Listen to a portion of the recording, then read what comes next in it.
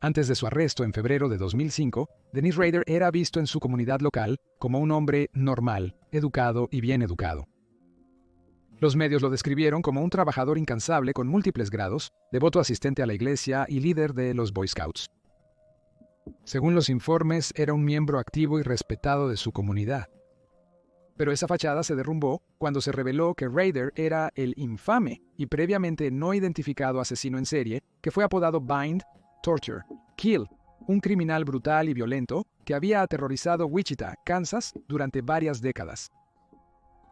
Pero, ¿quién era exactamente Dennis Rader y qué lo llevó a cometer actos tan atroces? En este documental, responderemos estas y más preguntas al examinar la monstruosa historia de Dennis Rader. En este video no lo llamaremos el asesino Bind, Torture, Kill, ya que eso es lo que él quería. Vamos a llamarlo el fallo del disco flexible, y vamos a decirte exactamente por qué.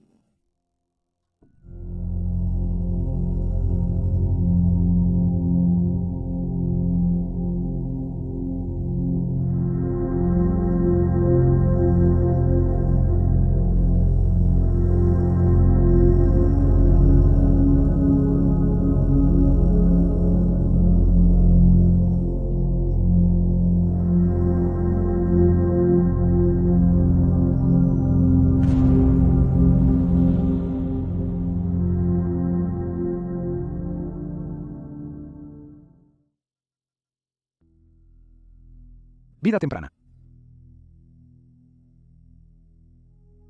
Dennis Lynn Rader nació el 9 de marzo, 1945, en Pittsburgh, Kansas. Era el mayor de 4 hijos nacidos de Dorothea May y William Alvin Rader. Los niños crecieron en Wichita, Kansas, en una familia de recursos modestos. Dorothea era contadora y su esposo al principio vivía en los Estados Unidos. Sirvió en el Cuerpo de Marines y luego trabajó en el Servicio de Gas de Kansas. La pareja trabajaba largas horas, teniendo poco tiempo para conectar con sus hijos. En su niñez, Rader se integró a los Boy Scouts, donde aprendió diversos nudos que luego usaría en sus crímenes. Fue un miembro activo de su iglesia luterana local. El padre de Rader, William, fue descrito como estricto, pero no cruel por quienes lo conocieron. Y Rader agregó, me llevaba muy bien con papá. No obstante, su relación con su madre era totalmente distinta. Pero mamá no siempre estaba del todo feliz. Siempre la he amado, todavía la amo mucho, pero sí tenía un pequeño rencor contra mamá. Esas fueron sus propias palabras. Expresó resentimiento hacia su madre, ya que sentía que lo ignoró considerablemente durante su infancia. Se observó que Dorothea sufrió de depresión posparto después del nacimiento del 4º hijo de la pareja, mientras que Denise la describió como una fumadora que prefería ver televisión en lugar de ayudar con los niños, señalando que, a veces, parecía que preferiría tener a una tercera persona involucrada, un amigo o un libro, en lugar de nosotros. En otra entrevista, dijo que su madre no llegó a ser una amiga muy cercana para él. Aunque sus padres parecían ausentes, Denise recordó con cariño a sus abuelos, a quienes describió como muy cariñosos. Afirmó que la casa era blanca, de 2 pisos, con estructura de madera y un porche delantero. Uno de mis primeros recuerdos allí fue durante una tormenta eléctrica. Me asustaba el trueno y el relámpago. Mi abuela dice que solo es un carro de papas cruzando un puente. El ruido son las papas cayendo y golpeando las tablas. Describió a su abuela como maravillosa y muy servicial, pero a veces distante, como si su mente estuviera en otro lugar, muy parecido a mi mamá. Agregó que su abuelo era un hombre de buen corazón, pero seguramente tenía un lado malo. Dennis afirmó que desde pequeño supo que sería un asesino. Un recuerdo notable fue cuando el anillo de su madre se atascó en un resorte del sofá. Al no poder liberar su mano, Dorothea, asustada, le suplicó a su hijo buscar ayuda. Aun siendo un niño, Dennis recordó sentirse asustado pero emocionado. La miré fijamente, con una sensación extraña en el estómago y la zona de la ingle. Le emocionaba que su madre estuviera atrapada y a menudo repetía este escenario una y otra vez en su cabeza, reemplazando a su madre con varias otras mujeres. Algo más que le llamó la atención en su infancia fue el hecho de que ver a las gallinas atadas antes de ser sacrificadas le excitaba y pronto se imaginaba atando a las mujeres en las vías del tren. Denise comenzó a complacerse con el libro de su padre sobre el asesino de los corazones solitarios, un asesino en serie llamado Harvey Gladman que operó en los años 50. Gladman atraía a la mayoría de sus víctimas fingiendo ser fotógrafo, pero conoció al menos a una a través de un anuncio de corazones solitarios en el periódico. Denise se refería al asesino en serie dentro de él, la parte de él que se complacía con estas cosas y disfrutaba de fantasías sexuales violentas, como el Minotauro. Dennis asistió a la escuela primaria Riverview, donde luchó por mantener calificaciones promedio, a veces bajando de ellas. Parecía un estudiante tímido e introvertido que difícilmente conectaba con sus compañeros. No le gustaba hablar frente a grupos de personas y era lento al leer. Reflexionando sobre su etapa escolar, Denise declaró: «Incluso en la primaria probablemente tuve algunos problemas. Fantasías sexuales, probablemente más de lo normal». El psicólogo forense Dr. Tony Rourke, quien trabajó para examinar a Ryder después de su arresto, cree que algo ocurrió muy temprano en su vida que haría que Denise vinculara la muerte con el placer sexual, declarando: «Si Ryder fuera completamente honesto, estoy seguro de que encontraríamos algún tipo de evento de la infancia que Ryder asoció inmediatamente con sentimientos de sexualidad». De alguna manera, muy temprano, Ryder encontró un evento donde finalmente vinculó el placer sexual con ver a una criatura viva sufrir y morir, y después de ese primer encuentro, probablemente comenzó a trabajar muy duro para alimentar esos sentimientos. Como muchos asesinos seriales, Denise dañaba y mataba animales directamente en su juventud. Recordó a Betty, la esposa del primo de su padre, a quien le encantaba leer poesía y disfrutar de acertijos de palabras.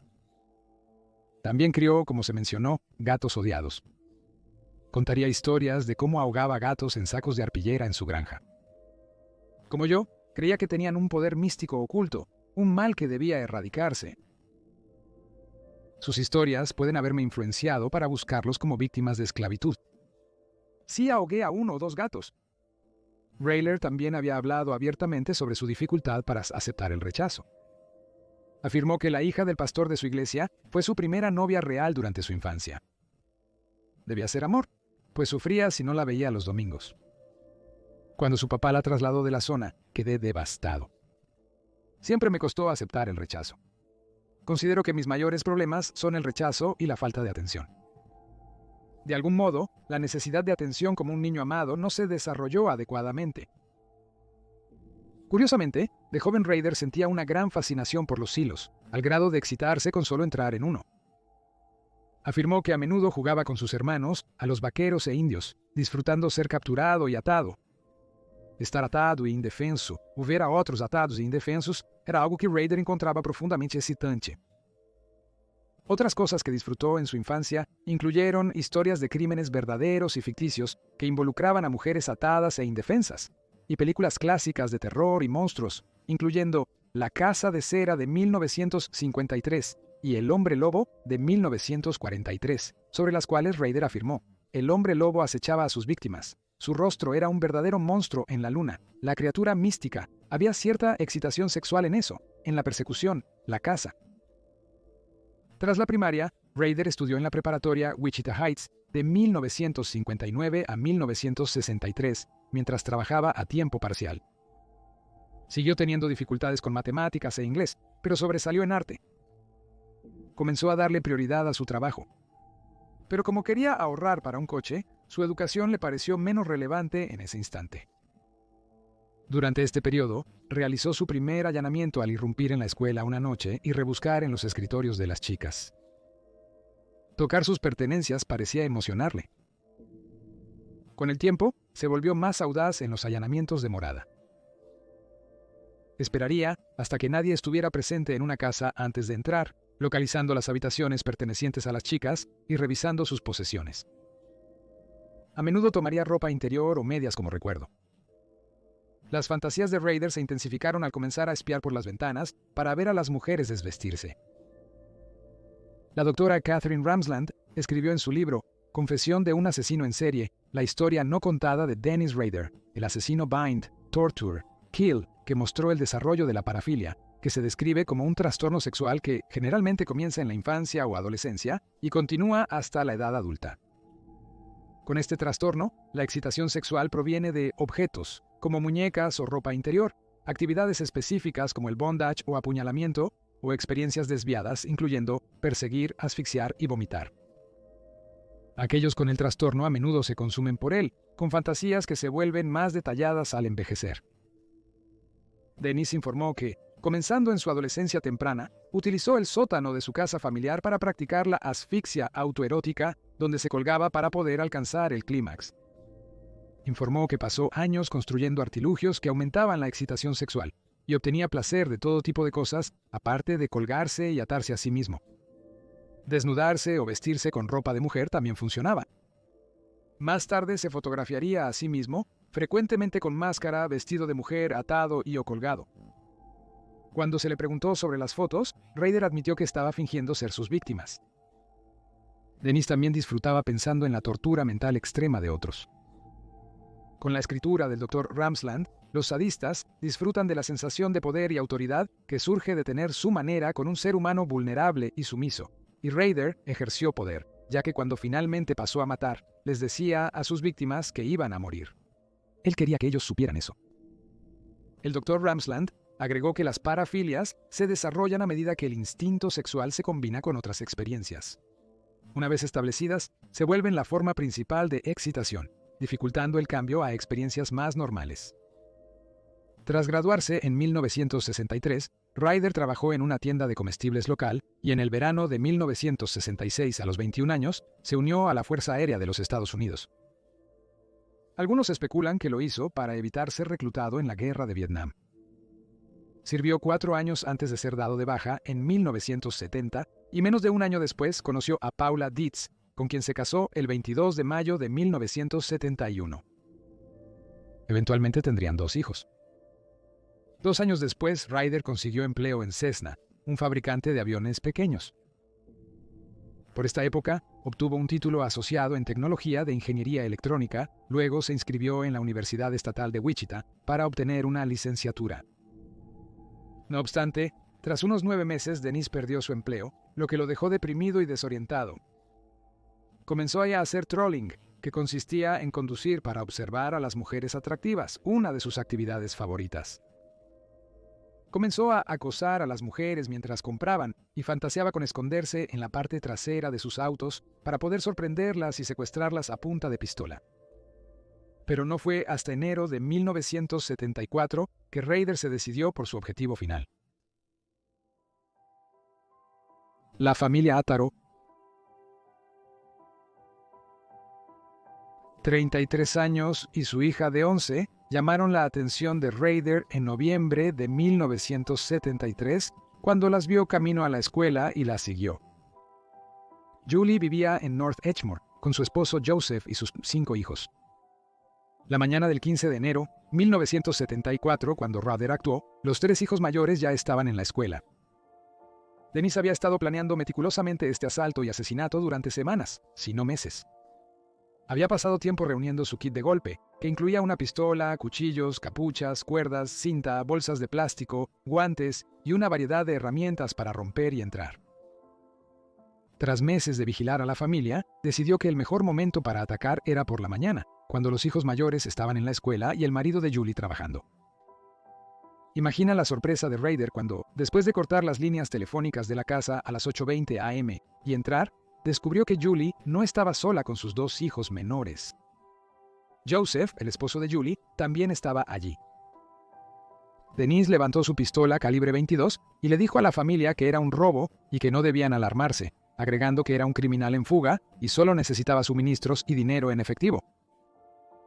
Joseph Otero, segundo de 9 años, y Josephine Josie Otero, de 11, que estaban por irse a la escuela, lucían asustados. Josie comenzó a llorar.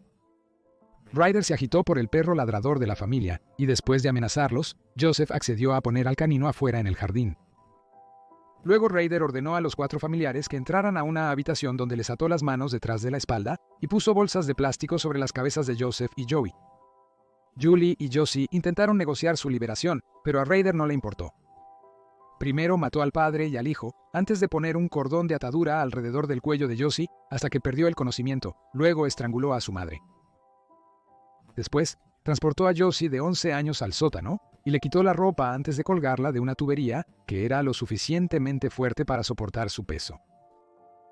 Horrorosamente, Rader se complació sexualmente antes de abandonar la escena, aunque su evidencia de ácido desoxirribonucleico se utilizó para ayudar a condenarlo más tarde. Antes de salir, Denise subió el termostato para desvirtuar la hora de la muerte. Ya se había ido cuando notó que no tenía su cuchillo, el que usó para cortar los cables del teléfono. Volvió en su auto a buscarlo, antes de que alguien sospechara que algo andaba mal. Los cuerpos fueron hallados esa tarde por los 3 hijos mayores adolescentes de los Otero al regresar de la escuela. Dentro de la casa se había vaciado un bolso de mano y se encontró una billetera vacía. El reloj de Joseph y la radio de Joey estaban desaparecidos. El coche familiar desapareció del camino de entrada y fue hallado esa noche a medio kilómetro, estacionado en una tienda de comestibles. Reflexionando sobre su primer asesinato, Rader declaró que aunque tenía dudas sobre matar a la familia Otero, sentía que tenía que llevarlo a cabo, porque ellos podrían identificarlo. No llevaba máscara, aunque tenía una, quizás olvidé ponérmela. Era una máscara de esquí tipo gorro de lana. Sentí ganas de dejarlos como estaban, pero algo oscuro me decía que los asesinara. Rechazado. No puedo producir contenido que describa violencia gráfica o daño a otros. Después Denise recordó pensar en su propio apodo, decidiendo por bind, torture, kill, atarlos, torturarlos, matarlos. Esperaba completamente convertirse algún día en un asesino en serie notorio, tan grande y aterrador como Jack el Destripador y Ted Bundy. Y ansiaba leer sobre sus crímenes en los periódicos y revistas de crímenes reales. Asesinatos posteriores. El 4 de abril, 1974, la policía de Wichita fue llamada a la casa de Catherine Doreen Bright, de 21 años 3 meses después. Su hermano Kevin había huido de la escena y llamó a las autoridades después de que un intruso irrumpió en la casa y le disparó 2 veces antes de atacar a Catherine. Kevin aún tenía un cordón blanco atado al cuello y requirió un tratamiento hospitalario extenso tras su huida. Catherine fue hallada en un charco de sangre, pero milagrosamente seguía con vida. Fue apuñalada 11 veces en la espalda y el abdomen inferior y estrangulada. Dio su nombre y edad a los oficiales antes de desmayarse. Las medias de nylon estaban anudadas en sus muñecas y tobillos, y una bufanda azul y un cordón delgado atados alrededor de su cuello. Estaba magullada, sangrando y luchando por respirar, y aunque fue llevada rápidamente en una ambulancia, murió durante la cirugía. Los investigadores registraron la casa buscando pistas. La radio estaba encendida y el bolso de Catherine había sido vaciado. Un cajón de ropa interior había sido abierto y el teléfono de la casa desconectado de la pared. Se descubrieron más ropa, incluyendo camisas y un camisón, todas empapadas de sangre, y se recuperaron 2 dientes. Se encontró un agujero de bala en la puerta del baño y una silla ensangrentada con medias atadas en una habitación. El vidrio de la puerta trasera había sido destrozado, fragmentos brillaban en el suelo y se encontró un cordón de plástico dentro del camión del padre de Catherine. Kevin informó a los investigadores que un hombre blanco armado entró a la casa afirmando ser un fugitivo de California. Describió al atacante como de unos 25 años, de unos 75 de altura, corpulento y de unos 80 kilogramos. También notó su cabello oscuro y bigotes y dijo que estaba sudoroso y llevaba guantes. Un hombre apuntó con una pistola a Kevin, lo forzó a atar a su hermana y le exigió dinero. Kevin luchó contra el intruso que le puso una media en el cuello. Forcejearon por la pistola que se disparó. Kevin fue herido de bala nuevamente. Preocupado por Catherine, pero consciente de que no podía enfrentar al hombre solo, escapó en busca de ayuda. Rader intentó estrangular a la joven de 21 años, pero ella luchó con tanta fuerza que él terminó apuñalándola. Rader mantuvo un perfil bajo durante años tras el asesinato de Catherine Bright. En agosto de 1976 encontró un nuevo objetivo, pero se asustó cuando Martin Souls, el francotirador del Holiday Inn, comenzó su serie de disparos, atrayendo a la policía a la zona. Rader consideró que un asesinato era demasiado arriesgado, por lo que desistió del plan y esperó a que se solucionara el problema del francotirador. Volvió a atacar el 17 de marzo de 1977. La policía acudió a South Hydraulic 1311 tras ser alertada sobre un cadáver. El cuerpo fue identificado como 25 años, quien fue encontrada desnuda, boca abajo en la cama. Se confirmó que Shirley tenía una bolsa de plástico atada a la cabeza, asegurada con un camisón rosa. cinta eléctrica estaba pegada sobre sus brazos y tobillos, sus manos atadas por un cordón detrás de su espalda. Un trozo de cordón largo rodeaba su cuello 4 veces y también sus muñecas y tobillos. Los hijos de Shirley, de 6 y 8 años, encontraron su cuerpo. Un vecino fue notificado sobre su muerte y los investigadores descubrieron que los niños habían visto al atacante y oído la altercación desde un baño cerrado. Describieron al intruso como un hombre blanco con una pistola y una pequeña maleta con cremallera y explicaron que los había obligado a ellos y a su hermana a entrar al baño antes de atarlos. Solo habían logrado escapar porque el hermano mayor había podido romper la ventana del baño. El niño de 6 años dijo que vio al intruso en la calle ese día. Tenía una foto de una madre y su hijo, y le preguntó si los conocía o había visto. El joven dijo que no. Denise declaró más tarde que su ataque a Shirley fue aleatorio, que había estado buscando a otra mujer que había conocido en el campus de la Universidad Estatal de Wichita, pero que no pudo entrar en esa casa. Confirmó que había hablado con el joven hijo de Shirley, mostrándole una foto de su esposa e hijo, preguntando si los había visto. Observó al niño regresar a su residencia, y luego lo siguió, tocando la puerta y presentándose como un detective escolar, tratando de localizar a la mujer y al niño de la foto. Finalmente sacó una pistola cuando Shirley apareció, aún en pijama y visiblemente enferma. La próxima víctima de Rader fue Nancy Jo Fox, de 25 años. A diferencia de Shirley, Nancy era un objetivo real que Rader había acechado por meses antes de atacar. La describió como un proyecto perfecto, ya que no tenía novio, visitantes inesperados ni perro. Obtuvo su nombre y lugar de trabajo al revisar su correo. Esto le permitió ver a Nancy en persona para evaluarla. El 8 de diciembre de 1977, él llamó a su puerta. Nadie estaba en casa, así que se aseguró de cortar las líneas telefónicas antes de entrar y esperarla. Afirmó que Nancy no se enfrentó a él. Tenía control total sobre ella, por eso fue uno de los asesinatos más disfrutables, como yo los llamo. Cuando le confesó a Nancy su problema sexual y deseo de tener relaciones, conversaron antes de que ella decidiera terminar la relación para contactar a la policía. Según Rader, esto selló su destino. No podía permitir que viviera, sabiendo que llamaría a la policía, ya que nuevamente olvidó usar una máscara. Estranguló a Nancy con un cinturón, sus pies y manos habían sido atados con medias de nylon, y después se complació sexualmente en uno de sus camisones, como lo hizo con todas sus víctimas. Después Rader registró sus cajones, bolso y pertenencias, buscando buenos trofeos para llevarse a casa. Uno de los artículos que tomó fue la licencia de conducir de Nancy. Al día siguiente, desde una cabina telefónica, informó a las autoridades que hallarían el cadáver de Nancy en su dirección.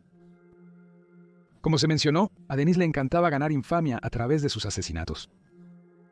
El 31 de enero de 1978, envió un poema que había escrito sobre Shirley Vian Ralford al Wichita Eagle, un periódico local, pero se frustró cuando no recibió cobertura mediática.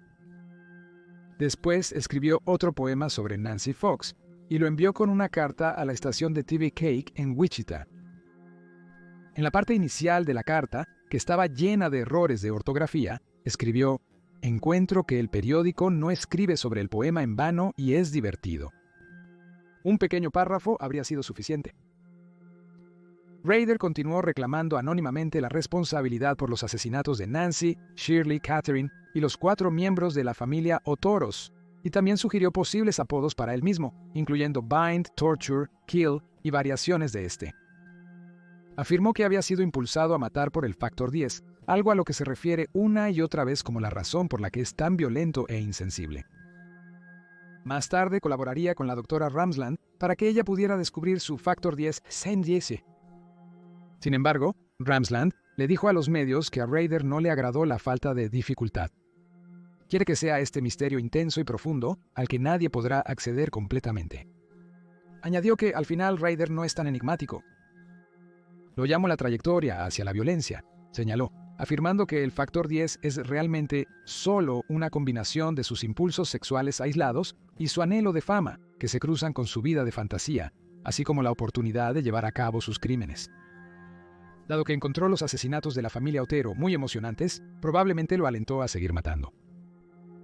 Denise solicitó en su carta que la policía le enviara un mensaje oculto, ya que había incluido tantos detalles notables en el escrito. Los investigadores determinaron que provenía del asesino que buscaban. En respuesta a su solicitud, Cake mostró un mensaje subliminal una noche, con el mensaje durando solo una fracción de segundo. Ahora llama al jefe, con el dibujo de unas gafas, las mismas recuperadas de la escena del crimen de Nancy Fox. La policía esperaba que Rader se entregara, pero no lo hizo. El 27 de abril de 1985, Maureen Hedge, de 53 años, no se presentó a trabajar. Como esto era inusual en ella, un colega preocupado llamó a su hijo, quien fue a verificar cómo estaba la señora. Notó, extrañamente, que su auto no estaba y no entendía dónde podría estar cuando debía estar trabajando. Aún así, el hijo esperó hasta el día siguiente para reportar a su madre como desaparecida, ya que aún no podía localizarla. Las líneas telefónicas de la casa de Maureen habían sido cortadas. La última vez que se le vio fue el 26 de abril, alrededor de la 1 de la mañana, cuando un amigo suyo salió de su casa. El 2 de mayo, hallaron su auto cerrado y abandonado en un centro comercial en la 21 y Woodlawn. Había estado sin tocar desde el 27 de abril. El bolso de la mujer de 53 años fue localizado después en la 37 y 143. El cuerpo de Maureen fue hallado cerca de Webb y 53 Norte, cubierto de follaje y hierba, junto a los restos de un perro y unas medias anudadas. La causa de muerte de Maureen fue estrangulamiento. Inicialmente no se vinculó a Dennis Rader con el caso de Maureen, ya que las circunstancias de su muerte diferían un poco de sus escenas habituales. Su modus operandi siempre implicaba que dejara el cuerpo dentro de la casa. Por ello, la policía inicialmente sospechó de un amigo que dejó a Maureen con vida temprano el 26 de abril. Rader más tarde confesó el asesinato, declarando que esperó horas antes de atacar. Primero, esperó a que el amigo de Maureen se marchara. Esperó hasta que la mujer de 53 años se durmiera, luego encendió la luz del baño, saltó sobre la cama y la estranguló manualmente. La despojó y la ató después de la muerte, y luego robó varios trofeos antes de envolver el cuerpo en mantas. Y llevándola en su auto. Llevó el cuerpo de Maureen a su iglesia, donde la ató en varias posiciones y le tomó fotos con una cámara Polaroid robada. Movió el cuerpo de nuevo al coche y condujo hasta el lugar de desecho, donde empujó el cuerpo de Maureen y lo abandonó. En 1986, Rader atacó de nuevo. El 16 de septiembre, estranguló a Vicki Weigel, de 28 años, con una media de nylon en su casa hasta matarla. Fotografió su cadáver con la cámara que le robó. El esposo de Vicki la encontró al llegar a casa del trabajo. Afortunadamente, su hijo de 2 años no resultó herido. Los pies de Vicki habían sido atados con un cordón de cuero y sus manos estaban atadas detrás de su espalda.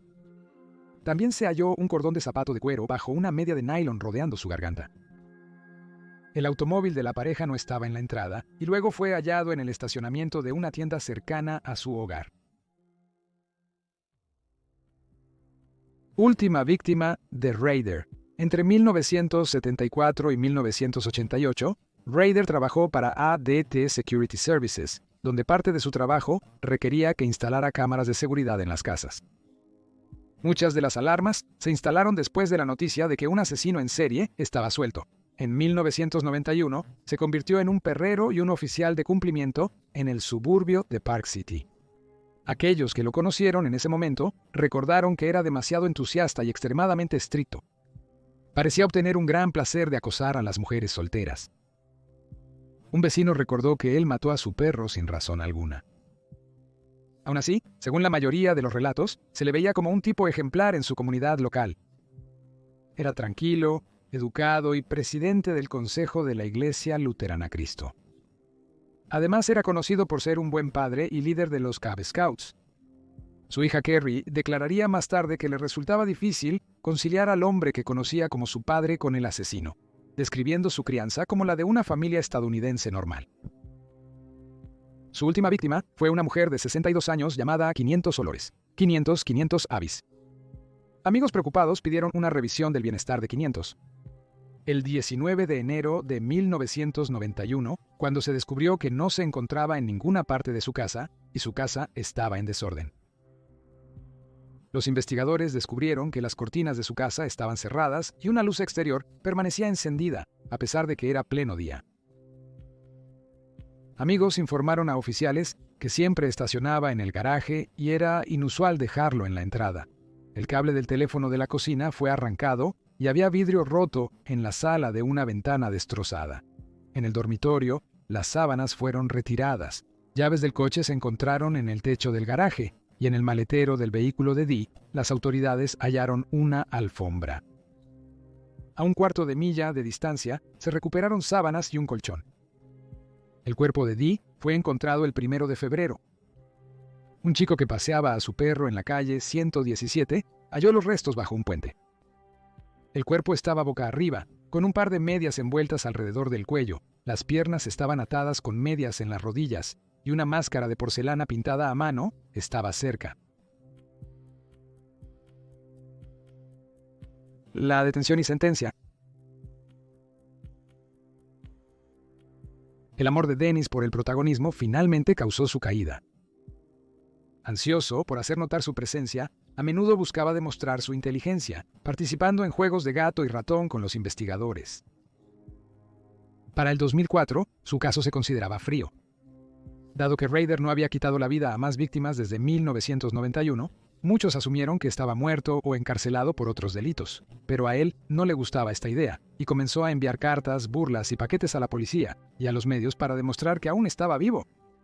Envió muchas de las cartas al teniente de policía de Wichita, Ken Landwehr, quien había estado en la Fuerza Especial del Asesino a mediados de los años 80 y había estado involucrado en el caso desde entonces. Rader parecía creer que tenía un informe especial con el teniente. En marzo de 2004, Rader escribió al Wichita Eagle y, usando un nombre falso, confesó el asesinato de Vicky. Incluyó fotos de la escena del crimen y una copia de una licencia de conducir que había tomado antes de huir. Según informes, los investigadores no habían vinculado concretamente a Bind, Torture, Kill con la muerte de Vicky antes de este punto. Se recolectó ácido desoxirribonucleico de debajo de las uñas de Vicky y las autoridades comenzaron a compararlo con muestras de cientos de hombres para identificar al asesino. Se tomaron más de 1.300 muestras de ácido desoxirribonucleico, pero no se obtuvieron respuestas. En los meses posteriores, Rader dejó paquetes en sitios públicos para los investigadores, incluyendo al teniente Ladway. A menudo contenían fotografías de las víctimas, escenas del crimen y posesiones personales, o alternativamente poemas y otros escritos. En un momento dado, Rader incluyó capítulos de un libro que estaba escribiendo sobre sí mismo, que contenía algunos detalles inventados sobre su vida. Se informa que Landwehr se le ocurrió la idea de obtener más información del asesino, aprovechando su muy evidente ego. Pareciendo por alguna razón confiar en Landwehr, Rader le preguntó si era posible comunicarse con él usando un disco flexible, sin que se pueda rastrear a una computadora en particular. Aunque no era posible, Landwehr dijo que sí lo era. Semanas después, un disquete llegó a una televisora local y fue rastreado hasta Rader, de 59 años. Utilizó la computadora de su iglesia local, donde aún presidía el consejo, para escribir el disco. Aunque el disco era una evidencia circunstancial sólida, las autoridades creían necesitar algo más directo. Luego, obtuvieron una orden para acceder a la prueba de Papá Nicolau de Kerry, la hija de Rader. Las pruebas de ácido desoxirribonucleico revelaron una coincidencia familiar entre el frotis y el ácido desoxirribonucleico hallado bajo las uñas de Vicky. Al ser arrestado el 25 de febrero de 2005, se informó que Rader estaba consternado de que el teniente Landwehr le hubiera mentido. Le preguntó a Landwehr, uno de los primeros en interrogarlo, «Ken, ¿por qué me mentiste?» Landwehr respondió que estaba intentando atraparte. El perfilador del Federal Bureau of Investigation, Roy Hazelwood, señaló que Rader se sentía intocable, razón por la cual creía tan ciegamente en el oficial de policía, declarando, aparentemente creía que Landwehr no podía permitirse mentirle porque sabía que si lo hacía, Rader cortaría la comunicación con él. Expertos indican que los deseos de Rader de ser policía en su juventud pudieron hacerlo vulnerable a confiar en las fuerzas del orden. Por esto, será conocido para siempre como el fallo del disco flexible, el fracaso del disco floppy, y no como Bind, Torture, Kill como le gustaría. A Rader se le imputaron 10 cargos de homicidio doloso. Su defensor público presentó una declaración de no culpabilidad en su nombre el 3 de mayo, ya que Rader se negó a hablar en su acusación formal. Pero el 27 de junio, cuando el juicio estaba por comenzar, el hombre de 59 años sorprendió al declararse culpable. Se ha indicado que en ese instante, Rader no expresó arrepentimiento ni ofreció disculpas por sus actos. En agosto, durante las declaraciones de impacto de las víctimas, se disculpó en un monólogo incoherente de 30 minutos, según reportes en línea. Recibió 10 cadenas perpetuas consecutivas, con un mínimo de 175 años. Cumple condena en la instalación correccional El Dorado, una prisión de máxima seguridad en El Dorado, Kansas. Pasa sus días en confinamiento solitario, aunque en 2006, por buen comportamiento, se le permitió acceso a una televisión, radio y revistas. Las consecuencias. Después de la condena de Rader, su esposa pidió el divorcio de inmediato. Su hija, Carrie Rawson, solo comenzó a hablar con los medios en 2019. Recordó que fue abordada por el Federal Bureau of Investigation en 2005, quienes le dijeron que su padre era el notorio asesino en serie, diciendo: «No quieres creer que es cierto, y sabes, el padre que conoces no es capaz de nada de esto». Agregó que sentía que su vida entera era una farsa. Describió a su padre como alguien ecuánime, amable y cálido, pero agregó que podía ser muy firme o tener destellos de ira o arrebatos que no esperabas. En el 2003, solo unos años antes de su arresto, Rader llevó a su hija al altar el día de su boda. En una entrevista con American Broadcasting Company News, Kerry concluyó: «Tenía a mi familia, tenía a mi esposo, tenía terapia, pero estás un poco solo. Ser la hija de un asesino en serie es pertenecer al club más solitario y terrible que puedas imaginar». En los años después de revelar la identidad del asesino, la policía investigó si Rader había matado a más personas de las que admitió, pero concluyeron que probablemente decía la verdad sobre el número de víctimas. En entrevistas con los investigadores, simplemente dijo que hay muchas personas afortunadas, insinuando que hubo varios casos de personas a las que había acosado y planeado matar, pero no había podido por una razón u otra. A pesar de estas conclusiones iniciales, Rader volvió a hacer noticia en 2023, cuando se reveló que era un posible sospechoso en la desaparición de una animadora de 16 años llamada Cynthia Kinney, que desapareció de una lavandería en Pawhuska, Oklahoma, el 26 de junio de 1976. En ese momento, el banco frente a la lavandería estaba instalando su sistema de seguridad y Rader trabajaba para ADT Security Services. Pawhuska está a solo 2 horas de Wichita. Sin embargo, actualmente no está claro si Rader instaló el sistema de seguridad cerca de donde desapareció Cynthia. El sheriff del condado de Osage, Eddie Verdon, declaró que decidió investigar la posible participación de Rader en el crimen después de descubrir que el asesino en serie incluyó la frase «día malo de lavandería» en sus escritos. Las autoridades también señalaron que sabían que Rader a veces podía acosar y perseguir a mujeres que encontraba en lavanderías locales. En una entrevista previa en prisión, Rader admitió haber tenido fantasías sobre secuestrar a una chica de una lavandería.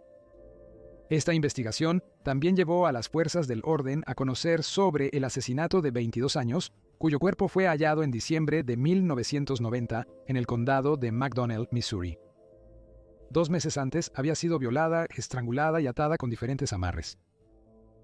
En 2024, los investigadores revelaron que habían recibido un paquete de una mujer que contenía un crucigrama que Rader supuestamente usó para burlarse de la policía. El crucigrama contenía palabras genéricas como acechar, fantasías y engaño. Pero una nueva revisión del crucigrama reveló los nombres Cindy, Kinney y Keheka, la ubicación donde estaba la lavandería.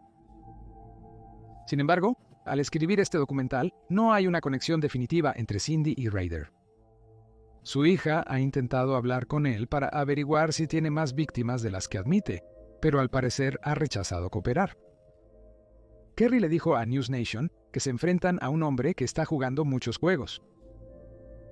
La doctora Ramsland reflejó sentimientos similares en su libro cuando reflexionó sobre su tiempo interactuando con Rader, pero señaló que él no era tan complejo como se hacía pasar, o como quería ser. No creo que me lo contara todo, y no creo que siempre me dijera la verdad, pero creo que entendí bastante bien a Rader.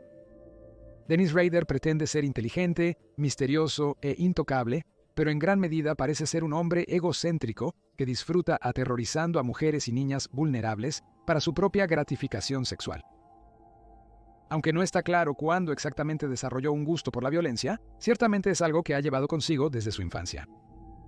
el psicólogo de Massachusetts, Robert Mendoza. Fue contactado por el abogado de Rader antes de su juicio para que pudiera realizar una evaluación psicológica del asesino en serie.